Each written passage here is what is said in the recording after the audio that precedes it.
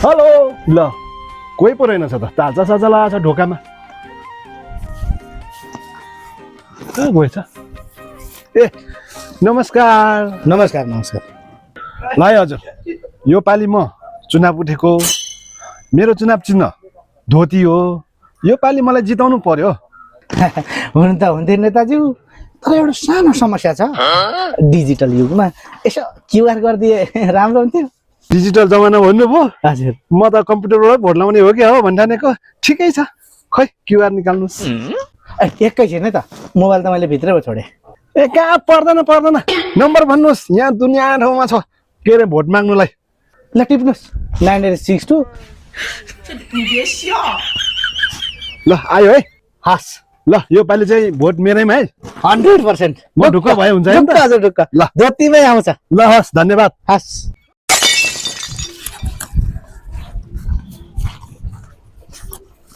होइन म जम्मा एक भोटले हारेँ के कसले हालेन मलाई भोट एकचोटि सोच त हुन त तेरो सोच्ने दिमागै छैन त्यही पनि एकचोटि सोच न कसले भोट हालेन मलाई त्यही त भनेको नेताज्यू मैले कमिजमै भोट हालेको तर कसरी हार्नुभयो म चाहिँ लाग्यो है देख्नु भयो त गद्दारी त आफ्नै मान्छे रहेछ नि त अब मेरो चुनाव चिन्ह धोती उसले कमिजमा हालेर मरेछ ओ नेताज्यू अब यो पालि भइहाल्यो मिस्टेकले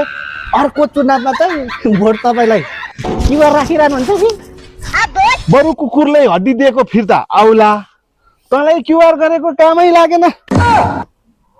झोले